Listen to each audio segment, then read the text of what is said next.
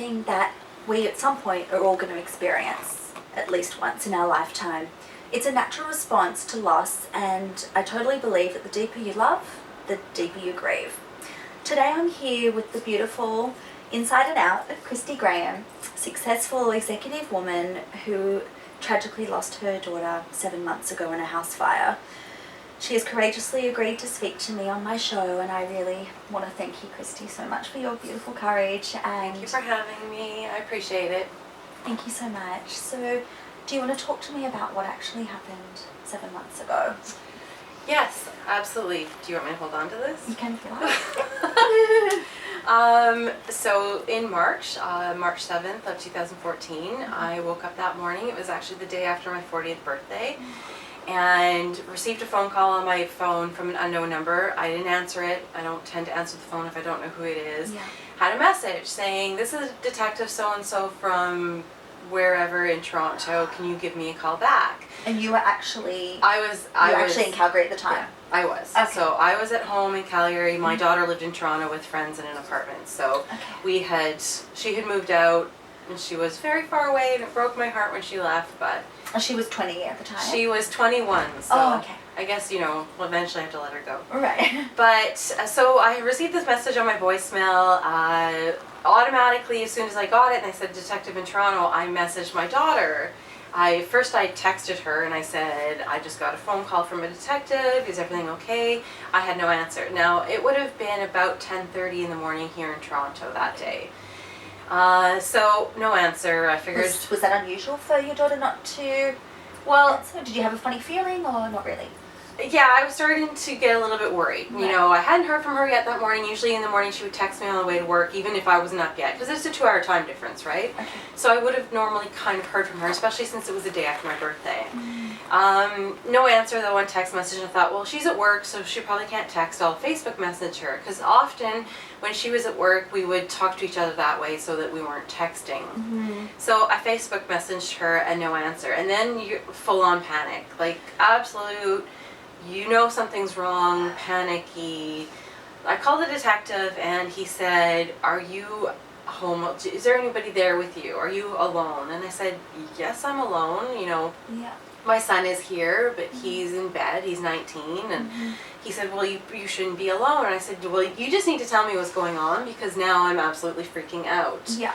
So he said to me, "There's been a fire in the apartment where your daughter lived." He first confirmed that was my daughter, Alicia Graham. He said she's in a hospital. You need to call the hospital. Here's a phone number. This is who you contact. And I tried to get more details from him. He didn't have a lot. He didn't really know a lot. It was such, it happened at 3 o'clock in the morning. It was such a, I don't even know. I'm sure it must have been an insane scene. These firefighters are there, and then they're all taken to different hospitals. They pulled out one of her roommates who was already gone, and they couldn't revive. And the worst part is that they found him right inside the door. Like, he'd gotten as far as the door and not gotten out. Right. So I, of course, hung up the phone with the detective, called the hospital, tried to find somebody to speak to, and the very first person I got in emergency said, "Well, there's no Alicia Graham here." So then I'm like, "Oh, there's a mistake. It's been a mistake. It has to be a mistake." And you had that sense of relief, thinking, "Oh, thank God." For a minute, I thought, "No, that's good. That's great." Right. There's been a mistake. Because when the detective called me, I said, "Is this a joke? Yeah. This can't actually have happened. Right. It can't have been something. Like, there Not can't have been a fire. Not my daughter. Not my daughter. Exactly. That's very much how you react. Of course. So when they first said there's no Alicia Graham here, I said, "Oh, okay. Well, there was this fire." And they said, "Well, we'll put you through to ICU." Because I think that at that point, the detective had said, "Here's the number for emergency, but they might have to put you through to somebody else." So they said, well, they tracked her down. And they said, "Yes, she is here. She's in ICU. We'll put you through to the unit and you can speak to somebody there." So I talked to a doctor there, and he said, "Your daughter's here. We've resuscitated her now 3 times. He said, "You need to know that we can't resuscitate her again if her heart goes. We also aren't finding any brain activity, or very little brain activity." And he said, you need to be prepared." So, at that point, then your automatic reaction is, "Oh, she's still alive." Right. So, I pack my suitcase for stuff that I'm going to go live in a hospital for a couple of weeks or something. Like, you can't even grasp the fact that this person could actually die. Like, that's not even a possibility at that point in time. Yeah. So, I packed up my suitcase. He said, is there anybody else that we should contact? I contacted my ex, her dad who lives here in Ontario. And I also contacted my sister. My sister came over to the house. I woke up Austin, her brother, and told her. And then I called the doctor back and I said, you need to know her dad is probably going to come to the hospital. I started to say that he's going to come there, but he can't make any decisions. That's not up to him. I raised her. But he interrupted me before I got to finish saying that, and he said, Kristi, I was just about to call you, Alicia's gone. And my automatic reaction was, what? Like, I actually yelled, what? How is that possible? And my sister's driving me somewhere, and she, of course, figures out what's happening, and, absolute despair. It's, you can't accept that could be, that could even happen. It's like, I think the best way I could describe it when I lost my fiancé was, it was like a bomb had gone off inside me. Is that what it felt like? I don't know, there's no words. It's just this excruciating... It was pure and absolute shock, and I think that you automatically go into this sort of numb state, like you're protecting yourself from the absolute horror. And my reaction was, what? And he said, her heart went, we weren't able to resuscitate her, and she's gone. And I just was in denial. Of course. It's the human, it's amazing how, I'm just going to get you a tissue. I knew I was going to need these, I'm getting teary myself. So you're just, it feels like a bomb. That's a pretty good way to say it. Right. I'm so sorry, hon. I just, I don't know, I think as a mother, it just has to be the worst possible thing that could ever happen. You are being so brave, I can't even believe it, honestly. So I think, it's human nature, it's our way of coping with the unthinkable, that we do. There's a numbing mechanism that kicks in immediately. I think we'd all probably commit suicide straight away if we were able to feel it, in its entirety in the first moment. So how have you been getting through this? How have you just kept going day after day? It's been 7 months. How are you still going and smiling and looking so beautiful? I don't always look like this. In fact, I rarely look like this these days. I feel like I now have mascara all over my face. It's okay. I still have my son to worry about, so trying to go on for him and still be his mom. I don't really feel like much of a mom these days, but just trying to be there for him. And I've been lucky enough that I've had the support of my sister and some really amazing friends who keep an eye on me and check in on me every day and see how I'm doing, and people who get me out of the house because I don't want to leave the house. I'm not in a good place. I haven't done my hair for a while. Well, it's not really first time in a while. So I don't really want to leave the house, and so I have people who are keeping an eye on me and getting me out. And isn't that wonderful? And I think have you found during this time that people have been there that you probably didn't as much expect, and then people that you hoping would have been there for you maybe haven't been so much? Oh my goodness, absolutely. That to me is the biggest thing that I have found. And I lost my parents, my dad when I was 18, my mom when I was 31, but it's a much different thing to lose your child. Natural order of things, you're supposed to die before your children. They're supposed to outlive you. And not only that, she was my best friend. Like, she was absolutely my best friend. We did everything together. She was my date for parties because I've been single for so long.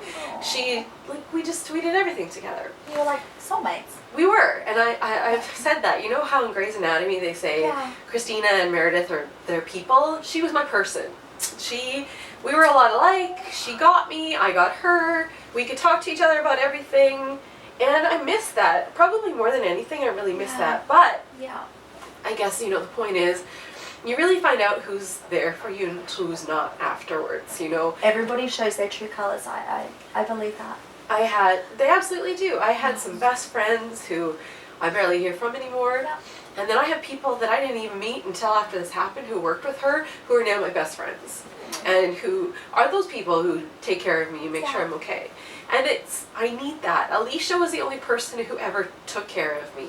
You know, my ex and I split up a long time ago. I raised them on my own. And I always took care of them, but she was the one who took care of me. So, you know, I miss that a ton, and I guess that's been a huge hole, that friendship, that person. Having someone who just got you, and you didn't have to explain yourself to each other. Yeah, exactly. That's very much it. Yeah. Yeah. I just, I think you're amazing, and I honestly think, you know, I don't know, you probably, it's hard to make somebody feel better when you're going through what you're going through, that no words can ever ease that pain. But I think when I look at you and hear about your relationship with your daughter, I just think you are so lucky that you did have her for 21 beautiful years. Some people never have that connection with their mums, or even anybody for that matter, just to have that person where you just unconditional love, totally get each other on the same wavelength. And unfortunately, you know, nothing lasts forever. But how lucky are you that you did have her, and I'm sure she's still with you anyway. I'm sure that connection can't be broken. Do you still feel her? I mean, I know this is a personal question, but do you have dreams about her, or do you ever feel a presence or any weird little signs? There's actually been a few things. Yes, I feel her around. You know, it's more the little signs than an actual physical feeling. You know, there's been one day I was going to sleep late at night. I don't sleep very well anymore.